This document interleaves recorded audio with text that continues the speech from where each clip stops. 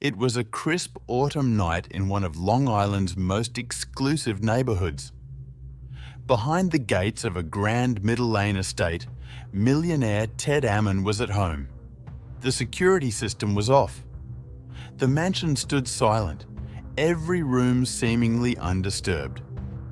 But by the following day, the illusion of tranquility would be shattered. What investigators discovered in that bedroom stunned the Hamptons elite and exposed a story of jealousy, wealth, and treachery. This wasn't random misfortune. The danger had been far closer to Ted than anyone dared to imagine. Robert Theodore Ammon, known simply as Ted, was born on August 3rd, 1949 in Pittsburgh, Pennsylvania. His father, Robert, worked as a pension coordinator for Shenango Furnace Company on Neville Island, while his mother, Betty Lee Morris, ran the household. Betty, sharp-minded and uncompromising, pushed her children to dream bigger, to question limits, and to reach higher than others dared. Ted shared his childhood with his older sister, Sandy, his first friend and fiercest rival. When Sandy practiced the piano for hours, Ted astonished onlookers by echoing the melodies perfectly after hearing them only once. His natural gifts were impossible to miss. Whether in academics, sports, or hobbies, Ted stood out. The Ammon household prized achievement but also fostered curiosity, encouraging Ted to explore every opportunity. His youth unfolded between visits to relatives in Iowa and serene Jersey Shore summers. Life in the 1950s suburbs was stable, but Ted seemed destined for something greater. As a teenager, after his father accepted a new position, the family moved to Aurora, New York. Ted adapted effortlessly. Charismatic and confident, he was admired by classmates, respected by teachers, and noticed by every girl who passed him in the hallway. Yet, like many young men, his future path was still uncertain. In 1967, Ted enrolled at Bucknell University. He began in architecture, but soon realized his true passion lay elsewhere, switching to economics and graduating in 1971. College wasn't just about coursework. Ted thrived as a leader. He joined Phi Gamma Delta fraternity, played varsity lacrosse, and ultimately became student body president, a role that showcased his drive, negotiation skills, and magnetic presence, traits that would define him for life. After graduation, Ted joined Bank of America's executive training program. His intellect propelled him ahead of his peers. In a stunning display of focus, he studied independently without attending law school and passed the New York bar exam on his first attempt. That accomplishment alone marked him as exceptional. It was during these early years that Ted met Randy Day, a fellow ambitious professional. They married in 1973, brimming with optimism for a shared future. Work soon carried Ted and Randy abroad to London, where they thrived professionally and financially. But success came at a cost. Long hours, constant travel, and mounting pressures eroded their bond. What had once been a passionate marriage slowly became more like a friendship. By 1983, after 10 years together, Randy filed for divorce. Ted had hoped to salvage their relationship, but Randy was firm. There was no going back.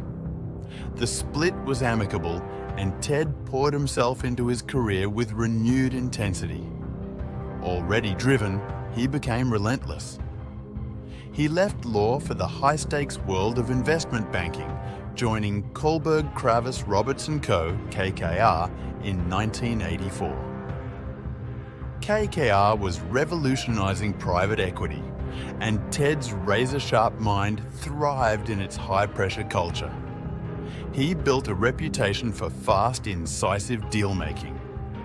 Among the legendary transactions he helped steer was the $31 billion leveraged buyout of RJR Nabisco, a saga later immortalized in Barbarians at the Gate.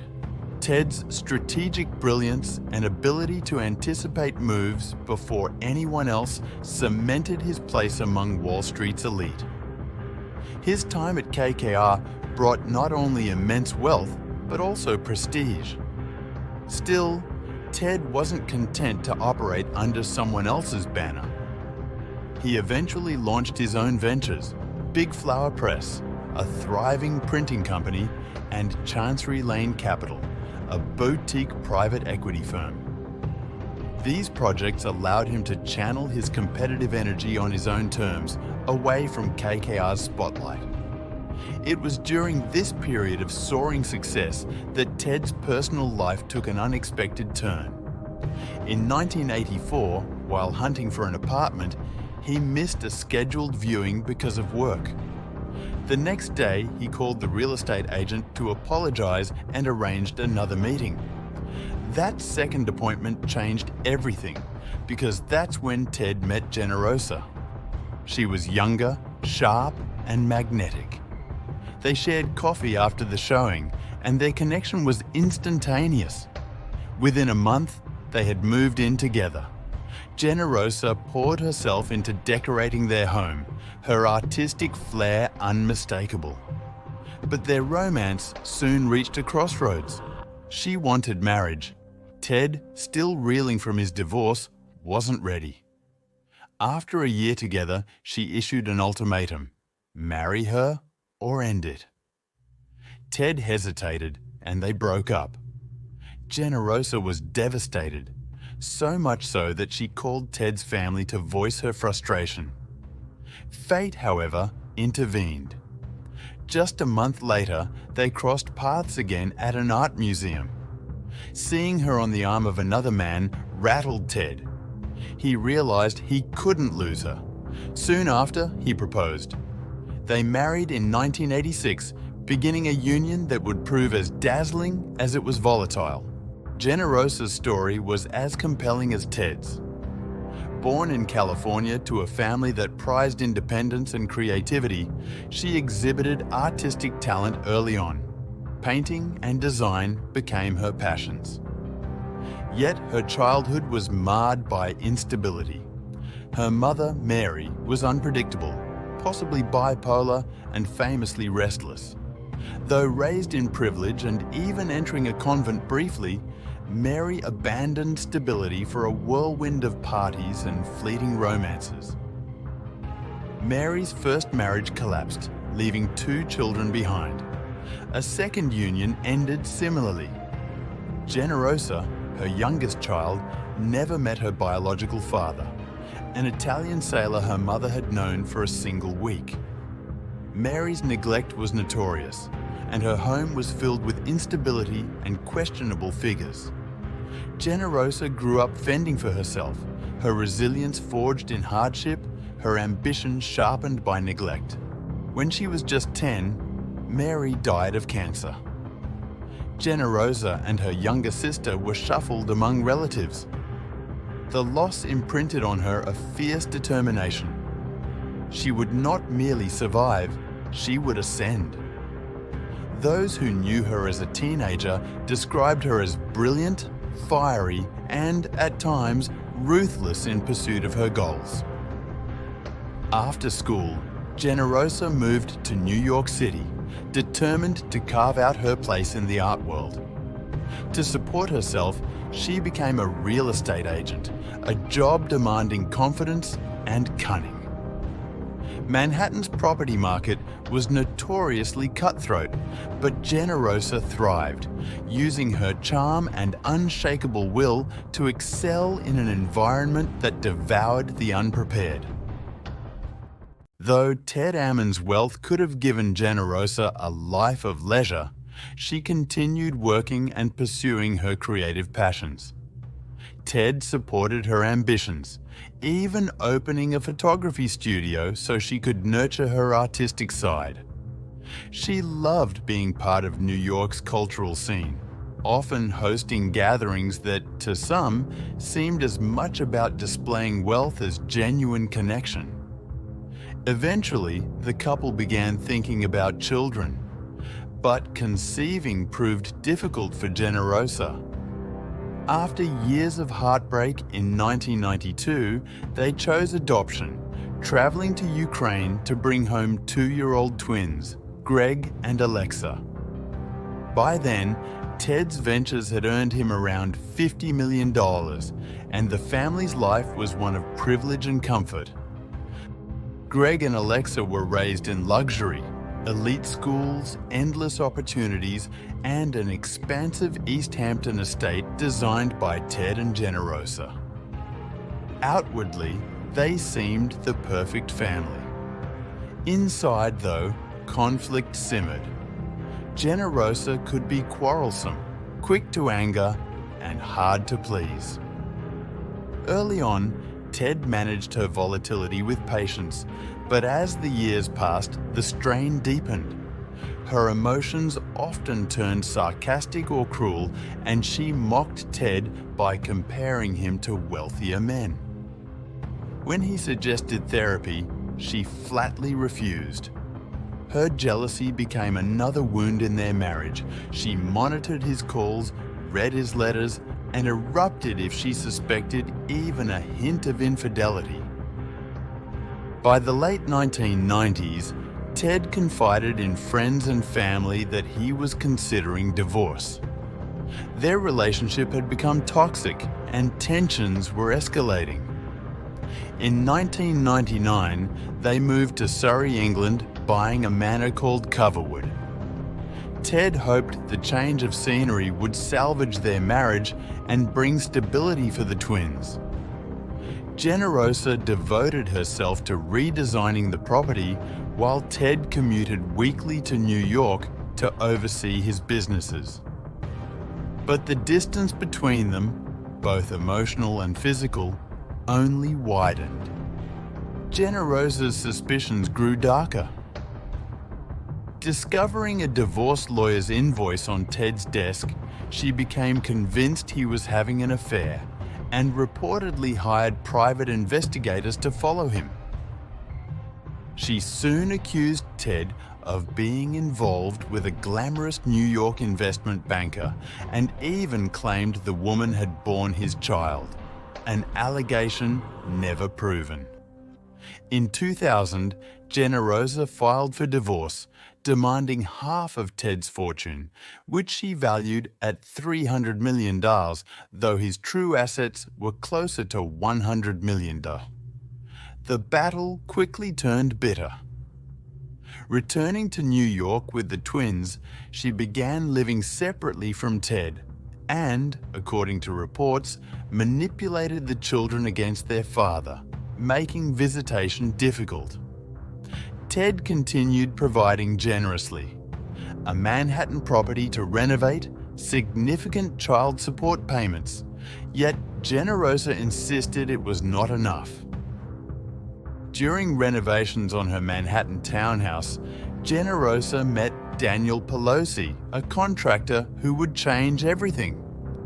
At 38, 7 years younger than her, Daniel was no licensed electrician, but a jack of all trades with a troubled past.